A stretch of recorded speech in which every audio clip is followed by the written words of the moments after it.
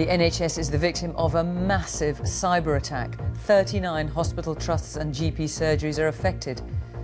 There's serious disruption as routine operations are cancelled, ambulances diverted and patients sent home. I think it's a heinous crime, this hacking, because they're putting people's lives at risk. As a precaution, they were doing all the paperwork on paper and their systems were down. The cyber attack is a form of ransomware demanding hospitals pay to restore their IT systems, and it's spread across the world. This was not targeted at the NHS. It's an international attack and a number of countries and organisations have been affected. 74 countries are known to have been affected. We'll be looking at the impact of this attack worldwide and what it means here for the NHS and patients. Also tonight, Jeremy Corbyn insists he's no pacifist, while Theresa May accuses him of deserting the patriotic working class. The schoolboy who died after an allergic reaction, a coroner says staff could have saved his life. And Donald Trump v. his former FBI director. Did the president secretly record their conversations? His spokesperson won't be drawn. The president has nothing further to add on that. The president has no further comment on this. For the third time, there is nothing further to add on that.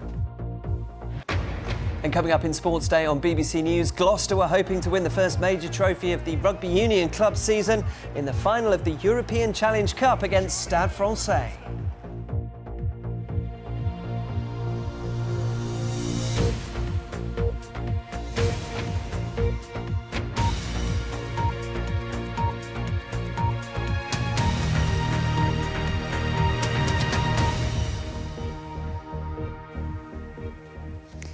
Good evening. The NHS has fallen victim to a major cyber attack. 39 hospital trusts and GPs in Scotland and across England have had to cancel routine operations, send patients home and divert ambulances. The NHS says its services have been targeted by a ransomware attack, which means NHS data is, in effect, being held hostage by hackers demanding money.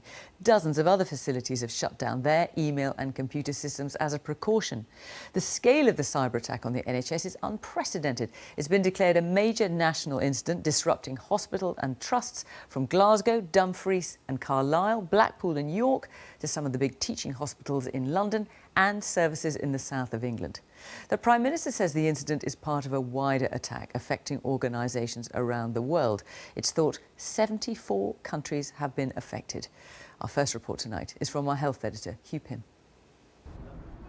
There was serious disruption in some parts of the NHS today, with signs warning of significant delays at A&E units and some GP surgeries having to remain empty. All this the result of the biggest cyber attack in the history of the NHS. Some patients like Tom waiting for non-urgent surgery were told their operations had been postponed. It's inconvenient, very frustrating for my fellow patients inside Lincoln County. The nurses are absolutely fabulous and the doctors, but also I think it's a heinous crime, this hacking, because they're putting people's lives at risk. Richard, who was due to have an operation on his leg, was also told it wouldn't happen today. It was disappointing because I got all they helped me, because I was a bit nervous about it. So I have to go through it again, I hope, not very long away. Laura, whose new baby arrived yesterday, was delayed in leaving hospital. As a precaution, they were doing all the paperwork on paper and their systems were down because of this thing that happened. Some patients going to Colchester Hospital were told what services had been affected. The gentleman just inside the door said that all the computers have gone down and we're not sure whether the doctors can see you for whatever reason. If it's x-rays or breakages or whatever, they're going to send you home.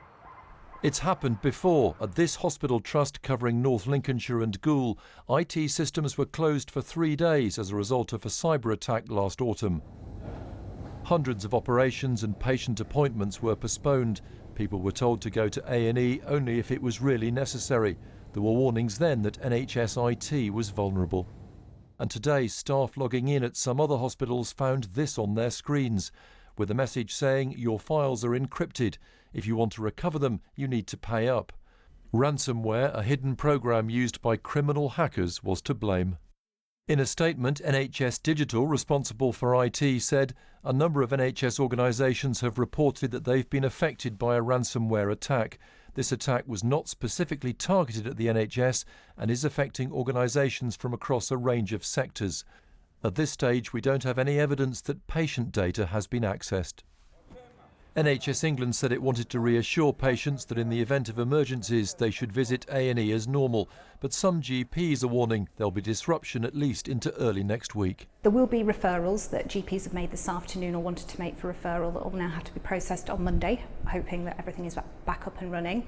And there will be a backlog of things like repeat prescriptions, which we do electronically. We've had patients unable to book future appointments and things this afternoon. So there will be things that will give us a backlog from this, depending on how long it goes on for. The Prime Minister gave the government's response. It's an international attack and a number of countries and organisations have been affected. The National Cyber Security Centre is working closely with NHS Digital to ensure that they support the organisations concerned and that they protect patient safety.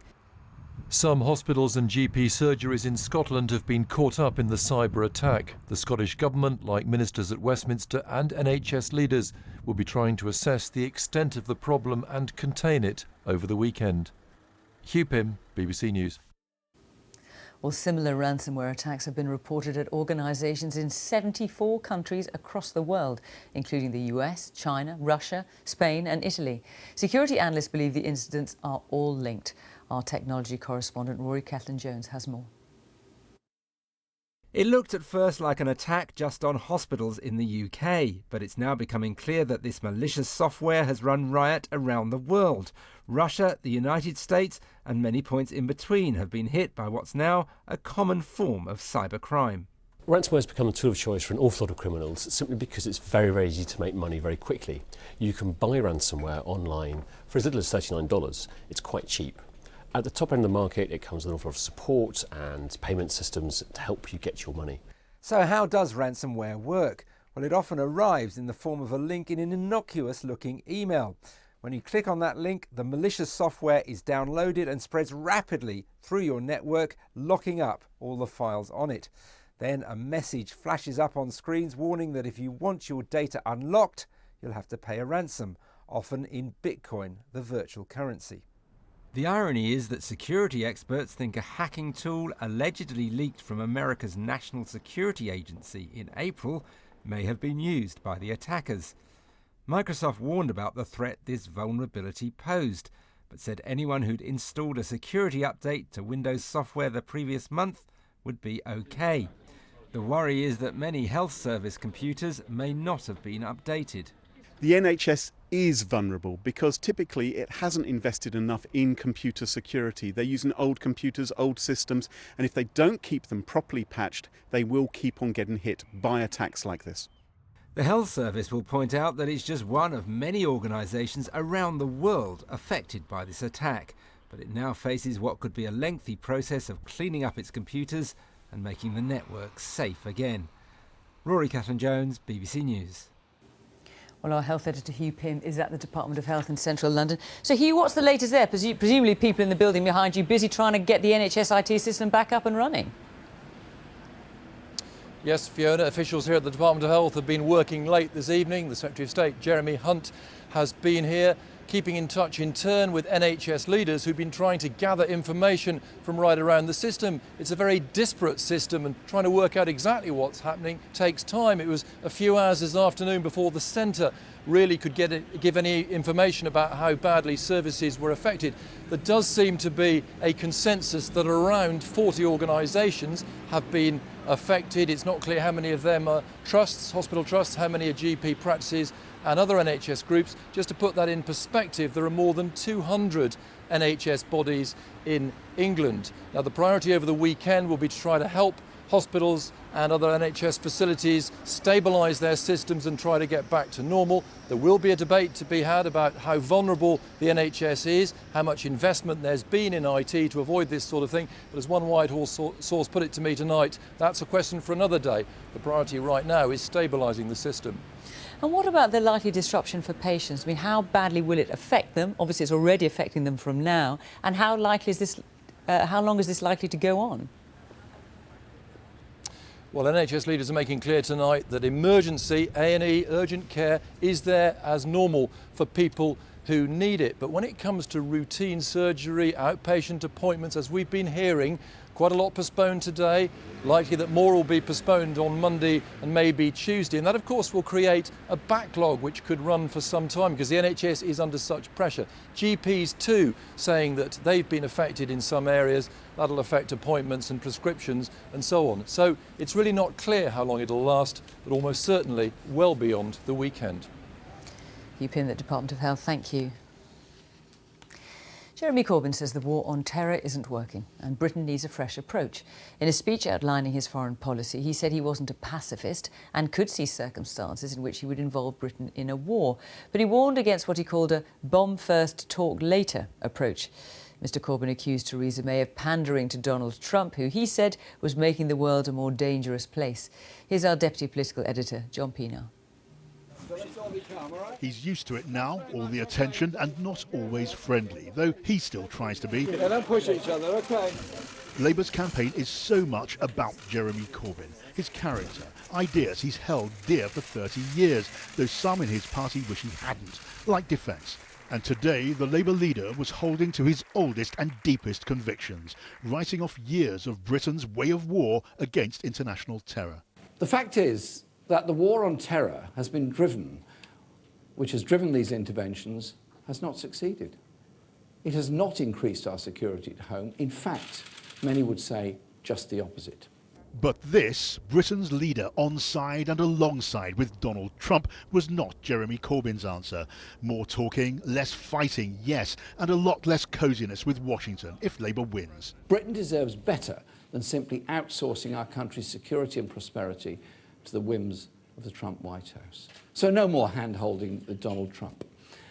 A Labour government will conduct a robust and independent foreign policy. In this election, it's become clear that a vote for the Conservatives would be a vote to escalate the war in Syria, risking military confrontation with Russia, adding to the suffering of the Syrian people and increasing global insecurity.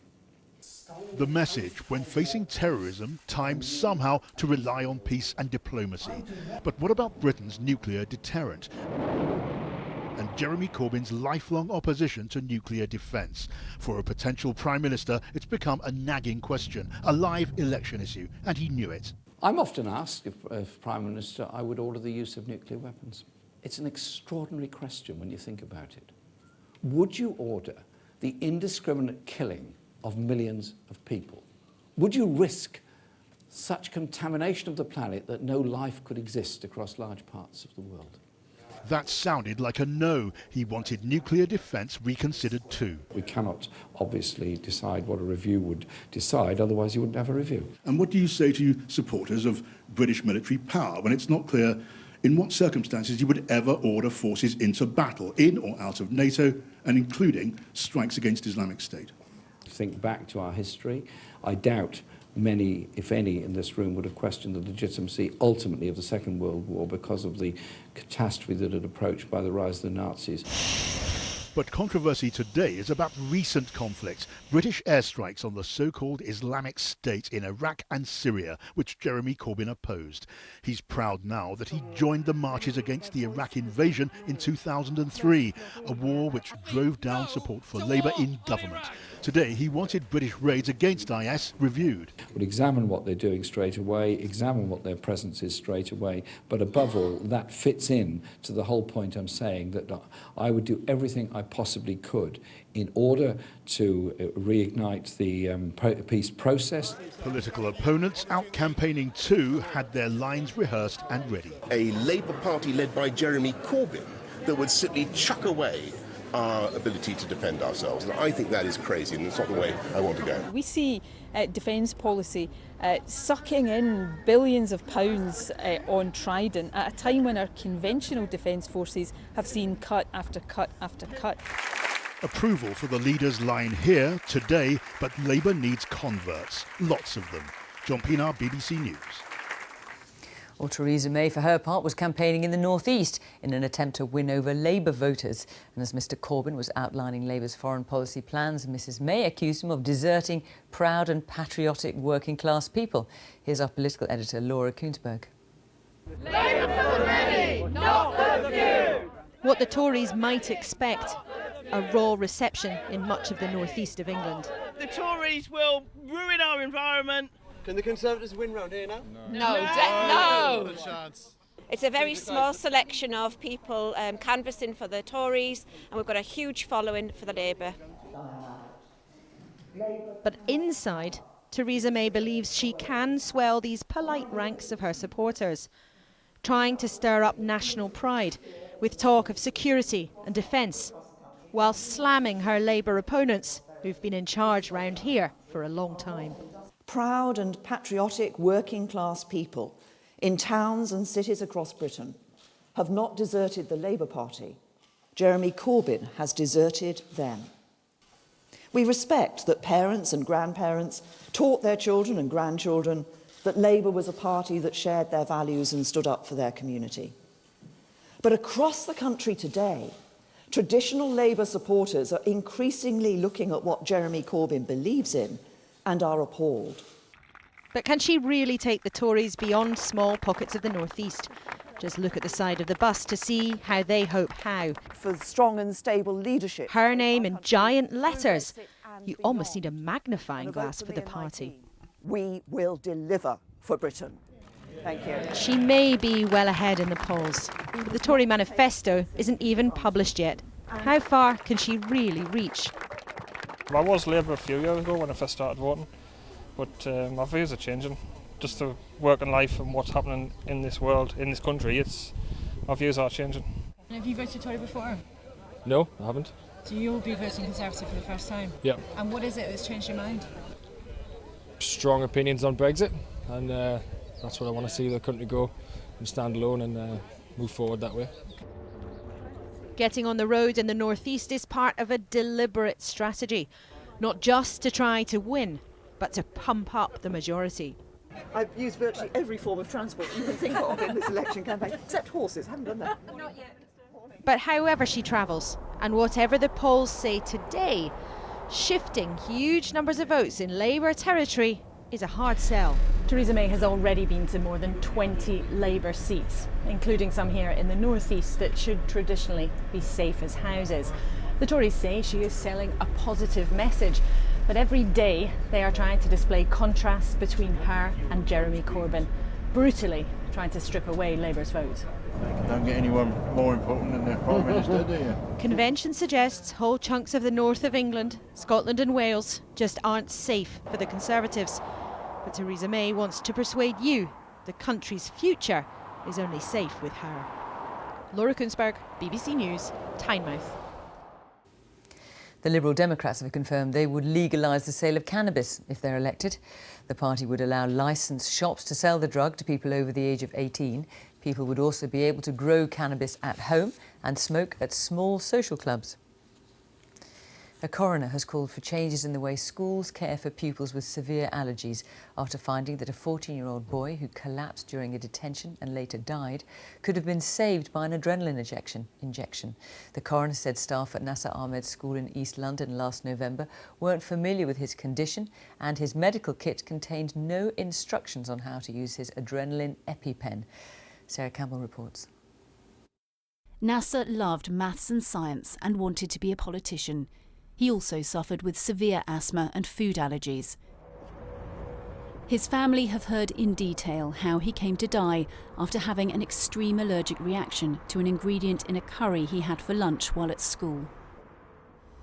A couple of hours after Nasser had eaten, he told staff here that he couldn't breathe. There was confusion as to what might be wrong, and his personal medical box was found. It contained an adrenaline injector pen, or EpiPen, but there were no instructions as to how or when to use it, and so nobody did. The coroner concluded that if the EpiPen had been used promptly and Nasser had been administered adrenaline, there is a possibility, but not a probability, that this would have changed the outcome. Nasser died 4 days later in hospital. His family say the school let them and their son down. They failed care of duty. They failed care of duty for my son. They care of duty, right time, right medication. If they gave him EpiPen injection, that time within 5 minutes before come ambulance, maybe he will save and he save his life. Bow School issued a statement today saying, following Nasser's death, we rigorously reviewed all of our safety procedures and are providing more training for staff across the board. The coroner will be writing several reports, including to Nasser's school, in an effort to prevent future deaths. She will also suggest to the Chief Medical Officer in England that if adrenaline pens were more widely available and understood, lives could be saved. Sarah Campbell, BBC News, East London. President Trump has warned the man he fired as the director of the FBI against talking to the media and suggested that there could be tape recordings of their conversations. James Comey had been leading an inquiry into possible collusion between Trump election officials and Russia. He was fired on Tuesday. Now the president has tweeted, James Comey better hope there are no tapes of our conversations before he starts leaking to the press. Well, our North America editor John Sobel is at the White House. So, John, Mr. Trump threatens his former FBI director in a tweet and at the same time appears to suggest that he might be secretly recording conversations at the White House. Yeah, and those are the two things that are utterly fascinating from an extraordinary week of kind of tumult in Washington. There was just the tone of that tweet from the president early this morning suggesting to James Comey, you better keep your mouth shut or else. And I'm sure it's pure coincidence, but this afternoon we've learnt that James Comey, who had been invited to testify before the Intelligence Committee next Tuesday, has declined that invitation.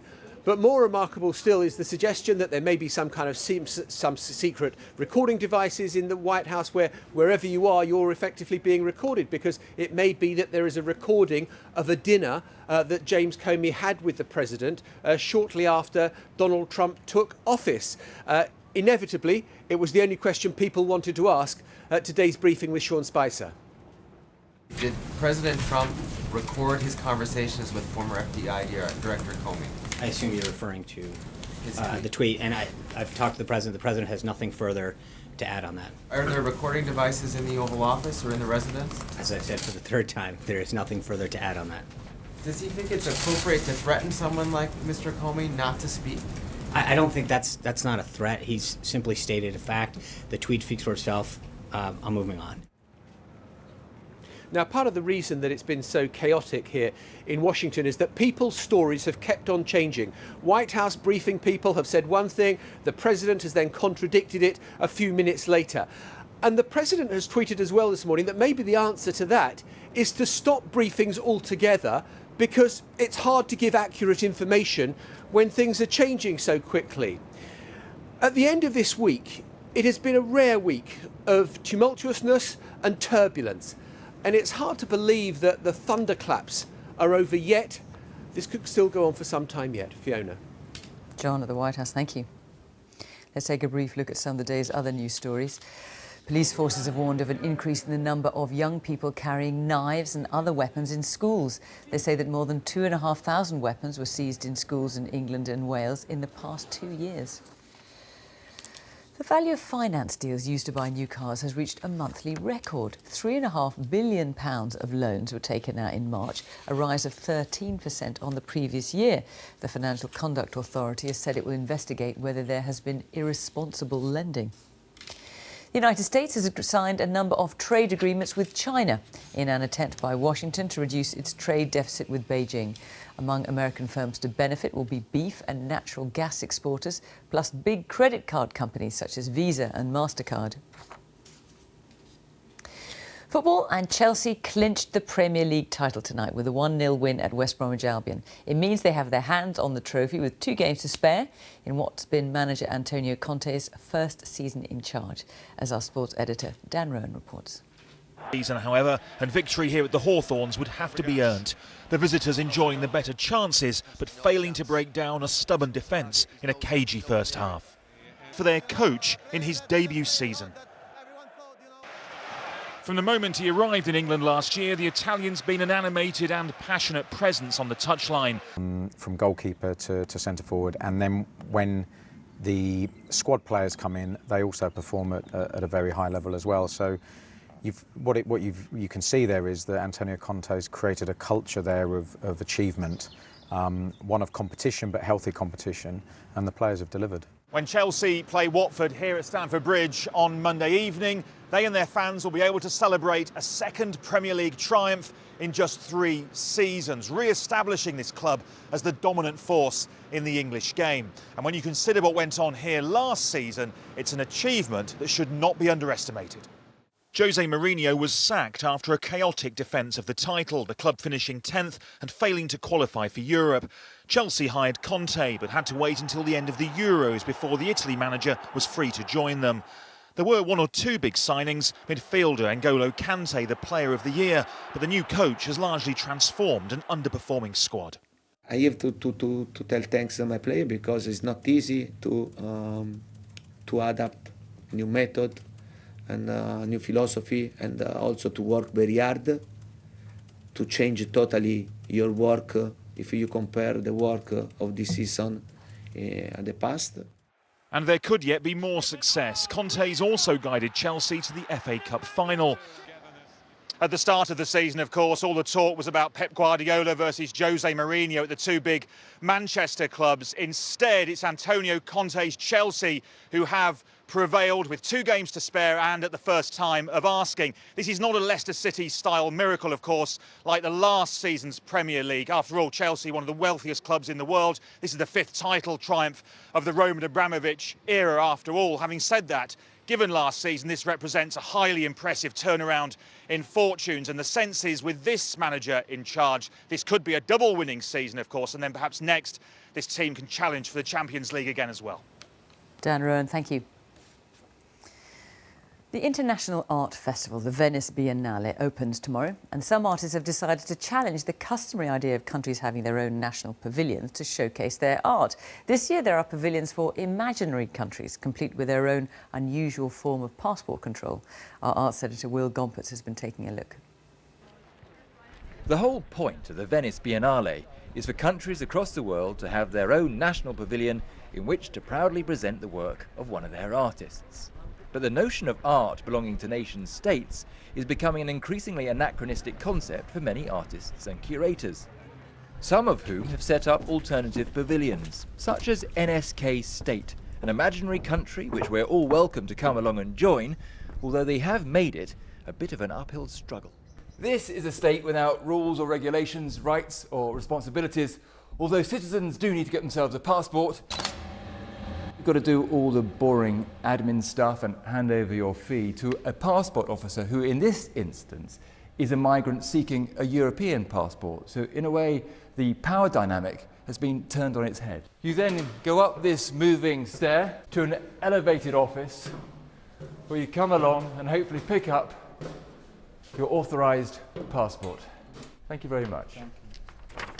And then there is the Diaspora Pavilion, showing the work of predominantly non-white British artists, which is challenging the very notion of nationhood, arguing that a multicultural society needs a fresh approach to established ideas of borders and belonging. Venice is about nationalism, it's about the nation, it's about what is represented by the nation. For us, that terrain or that definition has to change. So we feel diaspora is really much more appropriate to talk about fluid communities, diversity within the UK, but also within the art movement. For some countries, though, those that maybe feel marginalised or misunderstood, the Biennale offers a public platform on which to show and share. Venice becomes even more important for a country like Iraq that is, that can participate because it's allowed to. You know, as a national pavilion, as defunct as that notion may be. It's one of the few venues available. These antiquities from the Iraq Museum form the core of the exhibition. Some have never left the country before, others were looted after the fall of Saddam Hussein. They represent both traditional craft and contemporary politics, like much of the work at this year's Biennale. Will Gompertz, BBC News, Venice. And that's it. Now on BBC One, it's time for the news where you are. Good night.